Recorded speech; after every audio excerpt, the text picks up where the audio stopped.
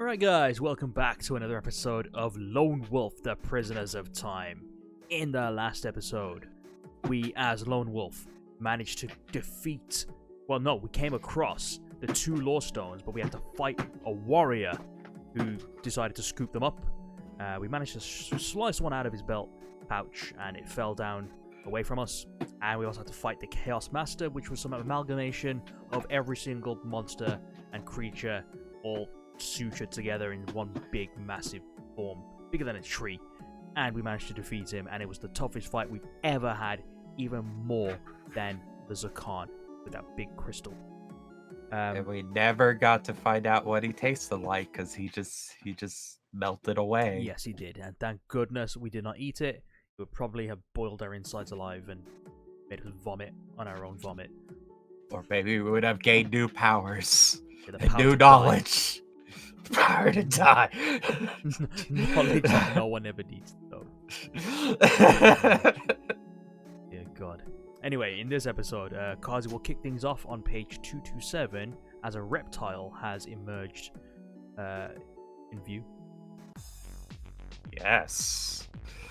The starving guacor lizard looks at you with ravenous eyes. Its lower jaw drops open to reveal a gruesome set of curved yellow fangs. Its faded breath washes over you in a sickening wave as it launches its desperate attack.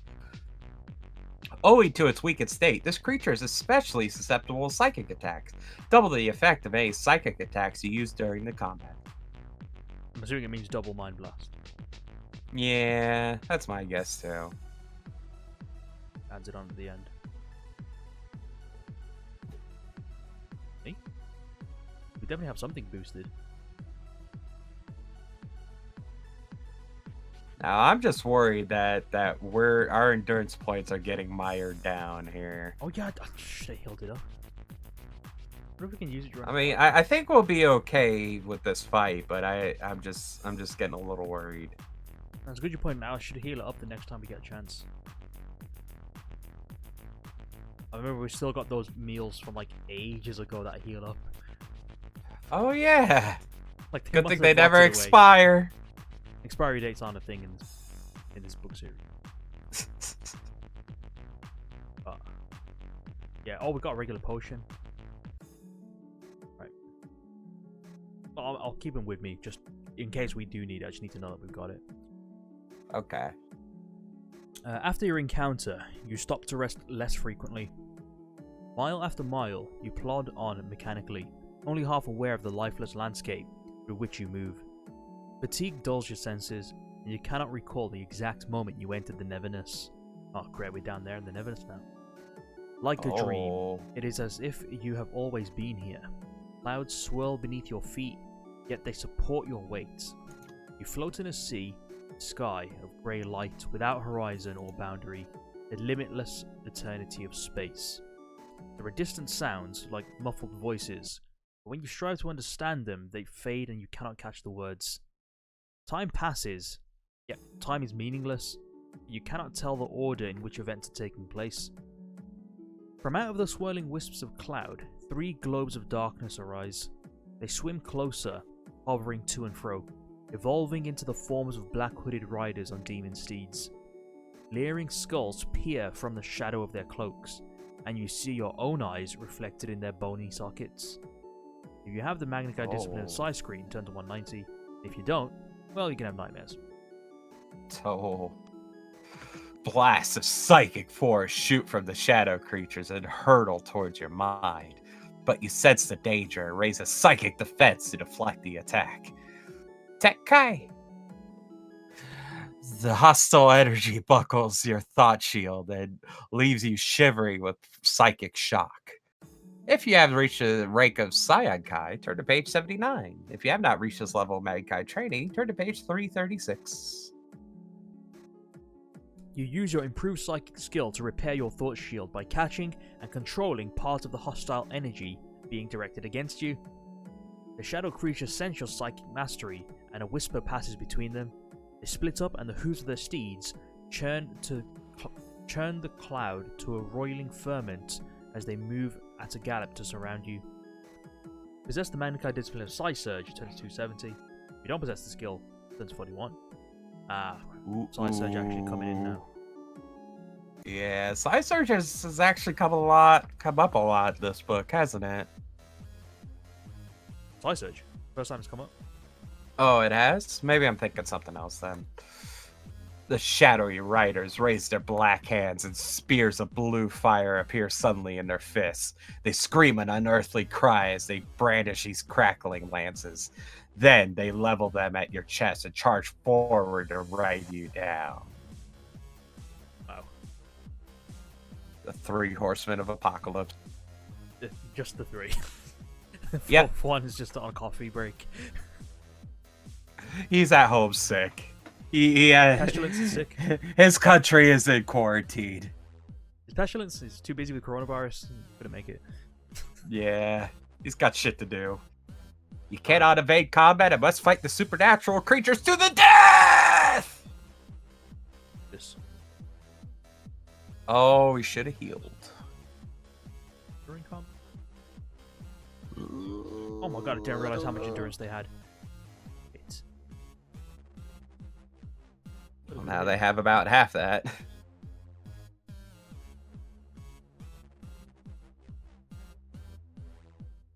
Damage? We have to kill him now. As long as we roll good. Well, they'll die, probably, but... That was decent. With a haunting scream, the evil shadows fade and dissolve in the swirling clouds. A loud wind whistles in your ears, carrying the mournful sound of a tolling bell. At the center of the cloud, a ray of golden light pulses like a heartbeat in time to the chime of the bell. It draws you towards it. You cannot resist its call. Oh. Ring, ring. Banana phone! Oh man, I gotta pick up that phone! Slowly, the clouds separate, and a tall tower of glistening white stone looms before you. A globe of golden light hangs suspended in midair above its conical roof, pulsating with heat and radiating power like a tiny newborn sun.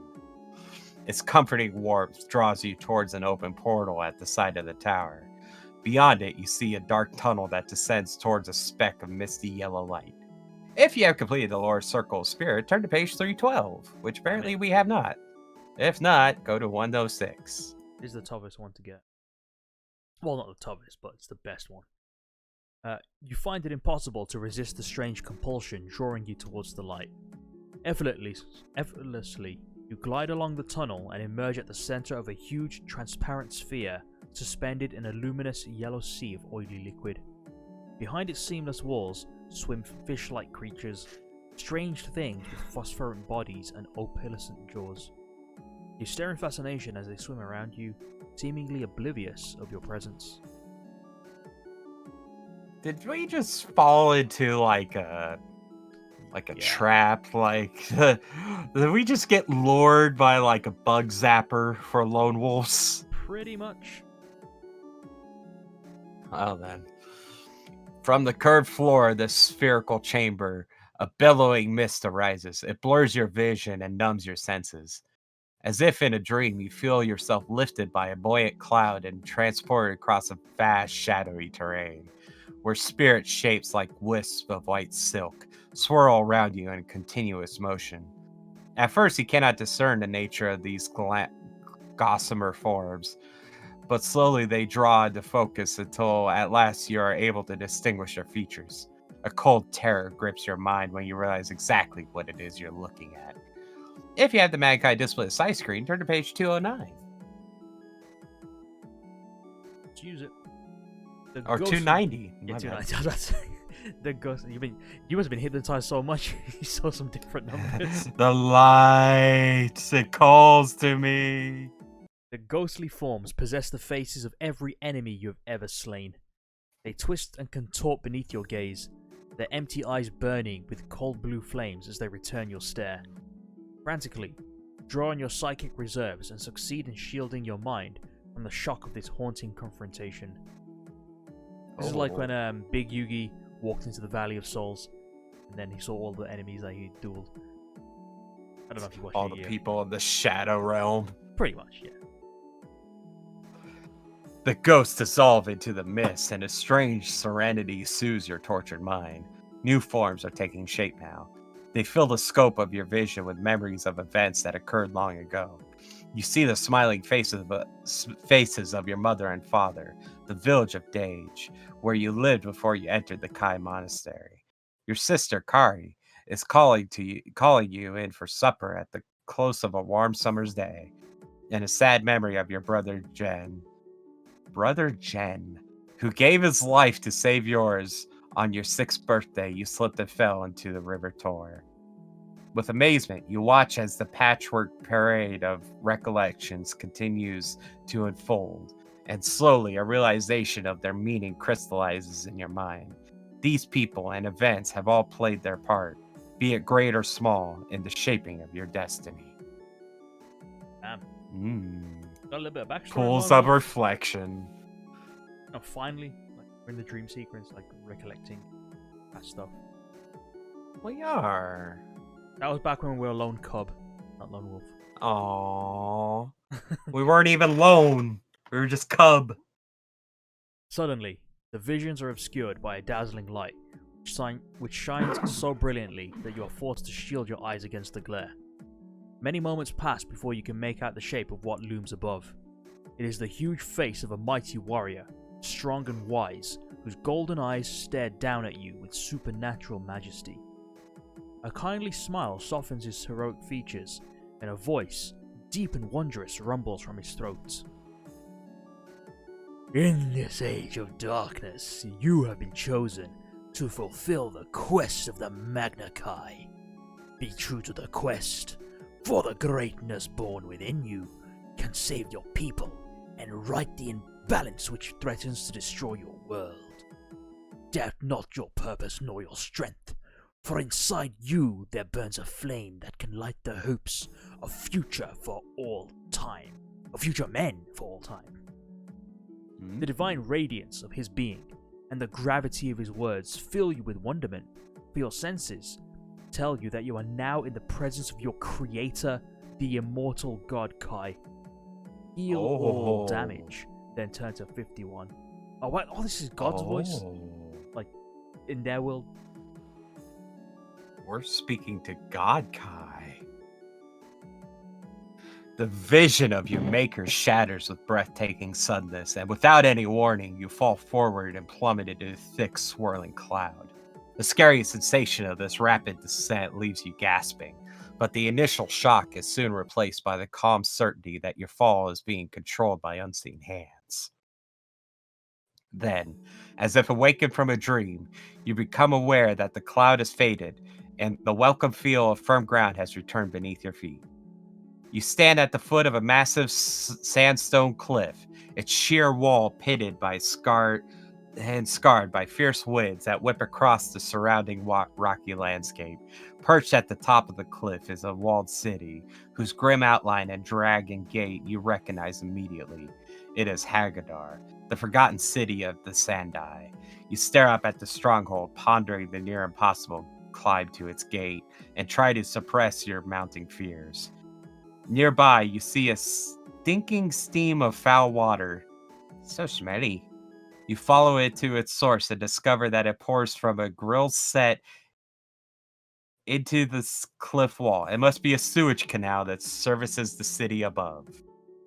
If you wish to attempt to enter the city via sewage channel, turn to page 140. If you wish to climb the sheer windswept cliff to the city gate, turn to 244. Well, I've seen Johnny English, and he tries to enter the castle by the sewage channel, but they shit all over him. So I think I'm just gonna climb the cliff.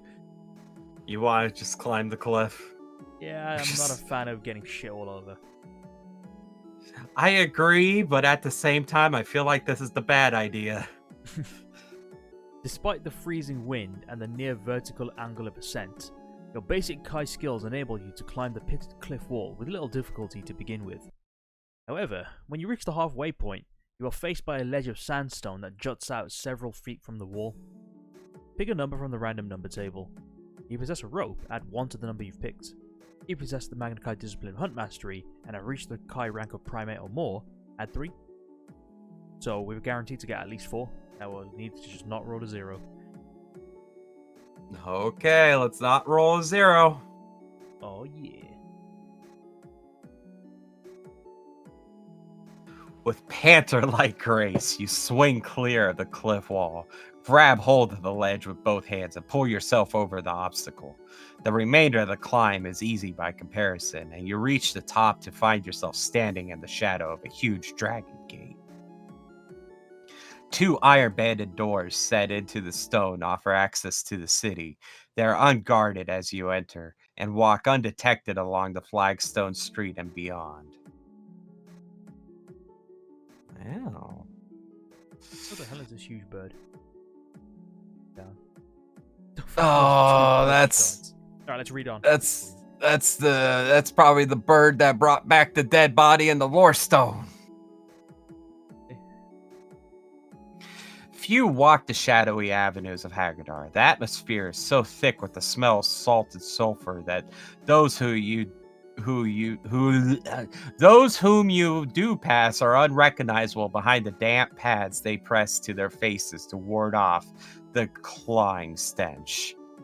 Cloying stench. The dimly lit street ends at the central square, where you witness 2 encouraging sights. Roped to a stone monolith at the center of the square is a huge black bird, the Scarlet Warrior's winged steed. Behind it, rising in flat-topped tiers, is the Temple of Sadai. 2 armor-clad creatures stand guard at the entrance. Their rusty helmets, crudely adapted to fix their face pads in position. You sense that the lore stone is here within the temple, and you scan every inch of it in hopes of finding it. Finding an unguarded entrance, there are no other doors but a circular chimney-like vent protrudes from the middle of the highest tier. If you decide to climb the top of the temple and attempt an entry through the vent, turn to page 217. If you wish to cover your face and attempt to bluff your way past the guards, turn to 38. Let's take a look at zoom in on those guards. You got that. What is that position that they're standing in? Like this guy got his, like he's kneeling, or like this guy's doing some splits on the left. This guy on the right is like he needs a piss. You know what I mean? You're like standing outside the toilet. Like, oh, I don't want to go in the bathroom. I mean, it could be that, or they could just be getting tired of standing around. Maybe it's near the end of their shift. Their legs are getting tired. They're just kind of trying to be comfortable as best they can. No, I know what it is. It's a toilet inside. They're both trying to, like, they're waiting in the queue. That's how you stand if you need a piss. Oh, this is the Giants' men's room. Exactly. Oh, okay. So what are we gonna do?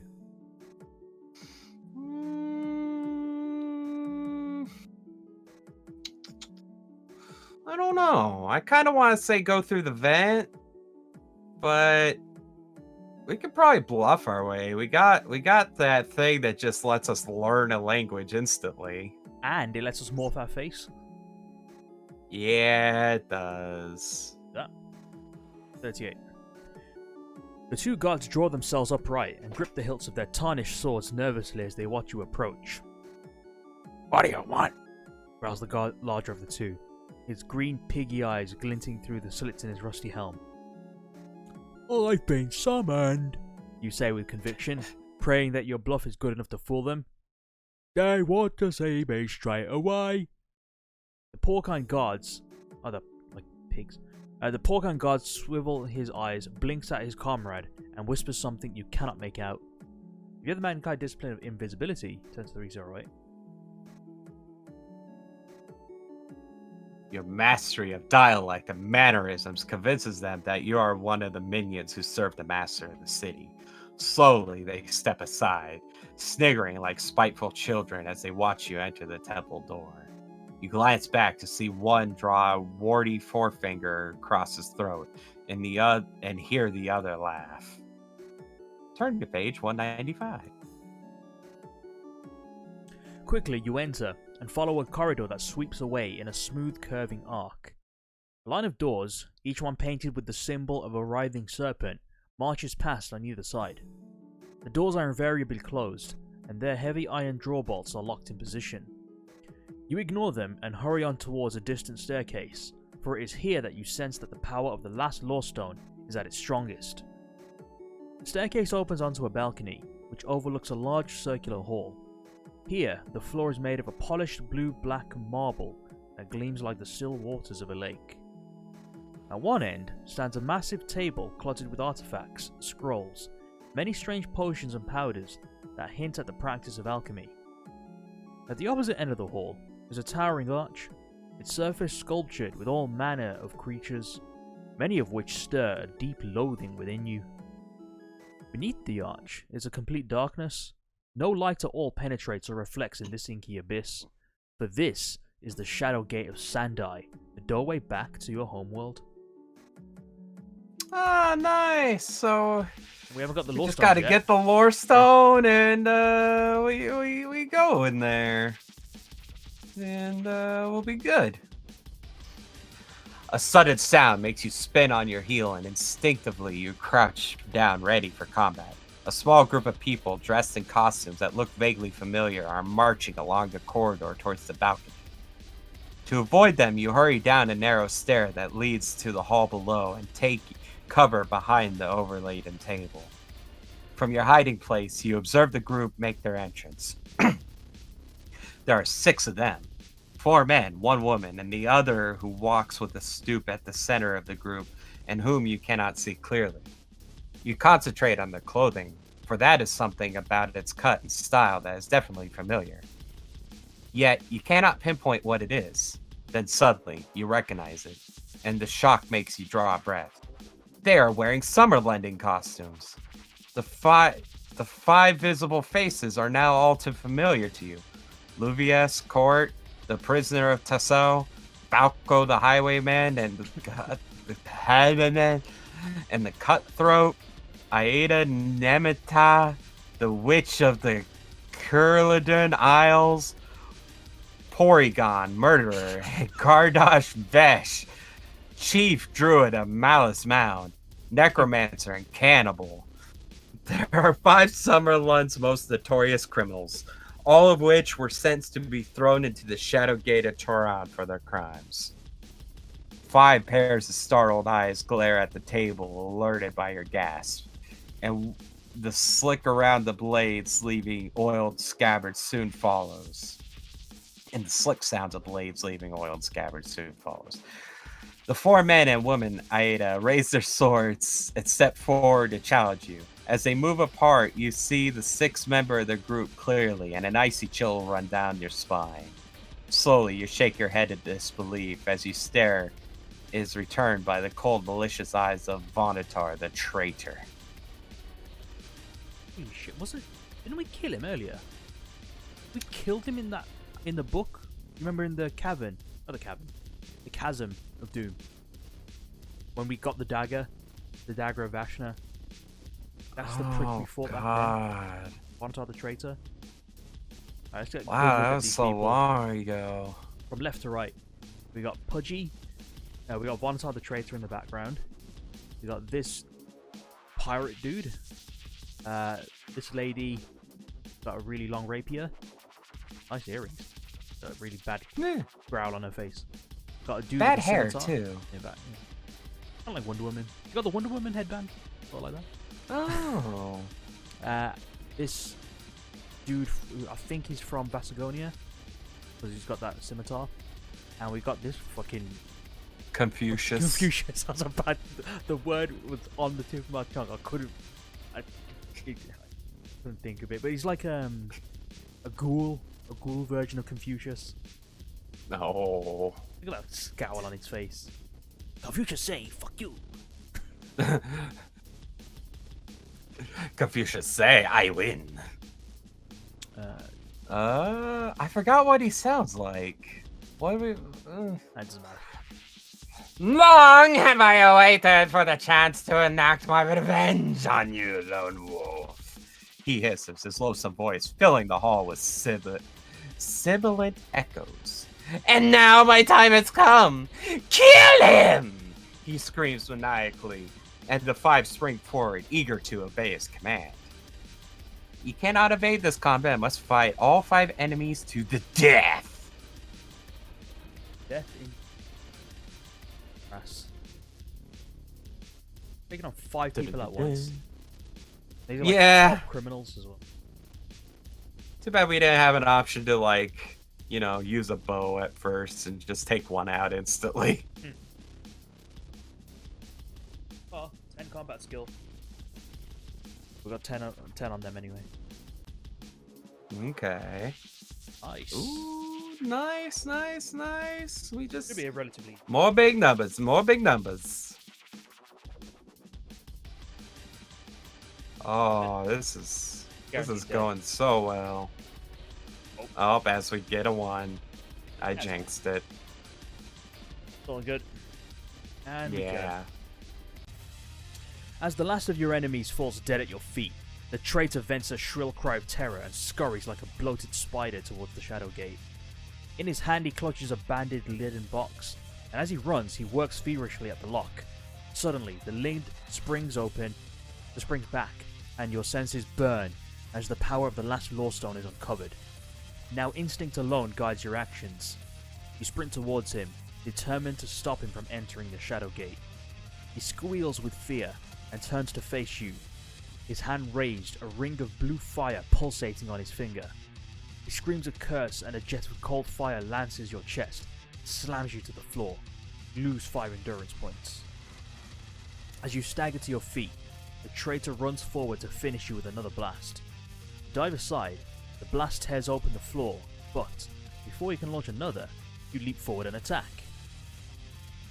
Take a look at this picture. Oh, he's wearing out his middle finger, so he can stick his middle finger up at us as he's blasting us. Oh, and I call this the fuck you attack! And he's also got all these spirits at the back. This is like the only reoccurring, like, enemy, isn't there? Well, the Dark Lord as well. Oh, yeah. But yeah, I don't know how he's alive. I thought we killed him. So, we have Vonatar the Traitor with Power Ring. Combat skill 30, endurance 21. He's immune to Mind Blast and Psy Surge. But he's got lower combat skill than the other guys, so he'll be able to win. Yeah, he's got shit endurance, too. He's got a really curved spine, hasn't he? Or is that something on his back? Is he a hunchback? I thought every single time I've seen him, he's been like that. Maybe he's a hunchback. Yeah, he's dead.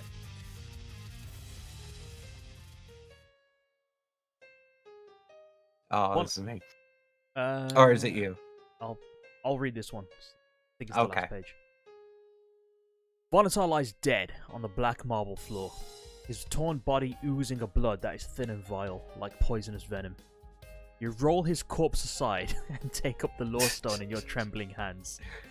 Instantly, an overwhelming wave of power is transfused into your being, and you feel lifted in mind and body to a level of consciousness that transcends your mortal frame.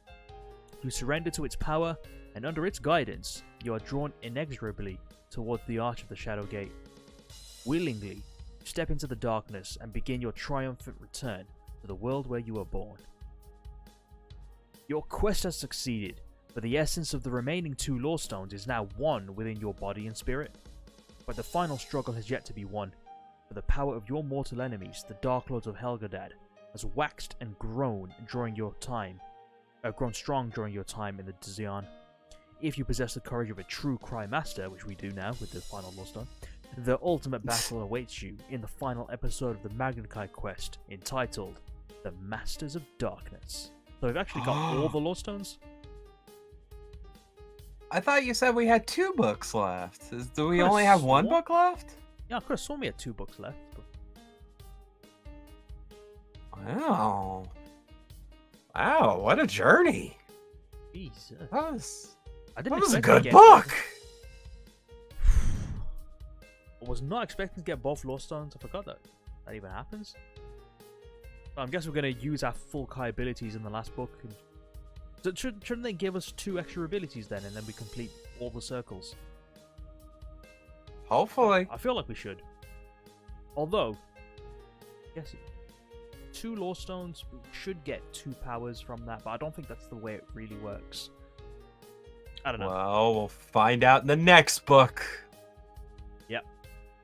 So I think so we didn't have that many fights in this book until, like, I know at the beginning we had no fights at all, but it was kind of just slowly building up the story, like all these extra characters, until we came across the Chaos Master, which is the hardest thing you've ever had to face. I don't even think that's a tougher enemy, if I remember correctly. I might be wrong, but I don't think there's any tougher fight.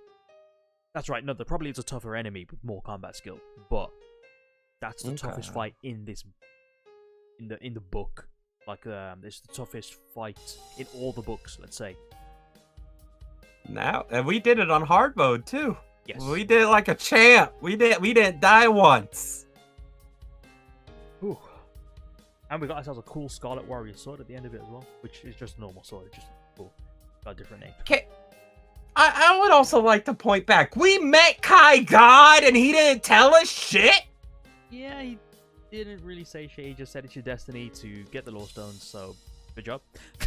See ya. Yeah, nothing useful. Nothing like, oh yeah, by the way, all you have to do is like, was it the Konami code on the final guy, and then he'll just die. You know, something useful. And he just Deus Ex Machina, like are traveling to the city. Yeah, he just teleported to the city. Up, up, down, down, left, right, A, B, teleport. Oh my god. There's so many good, memorable moments in this book. There are. I mean, we went through so many guides. We went through, like, what, 4? Annihilated them. Only one of them got to survive, and that's because we didn't actually, you know, travel with him in the book. It just said you had 100 hours of travel with this guy, and you bid him farewell. You don't... Your curse hasn't rubbed off on him, because we're not going to let you. One of them's got to survive to tell the tale. His name will forever go on in legend. Yep, there will be statues erected of this one scout. Lots of accents in this book as well. Oh yeah. I thought we were past like the ridiculous accents. This is getting even worse. Oh, it was great. It was great. Alright, so if you, the viewer, has the courage of a true Kai Master, you'll join us in the final book, Masters of Darkness. But until then, make sure you like, comment, and subscribe, and we'll see you next time. Take care. Take care, everybody. See you in the last one.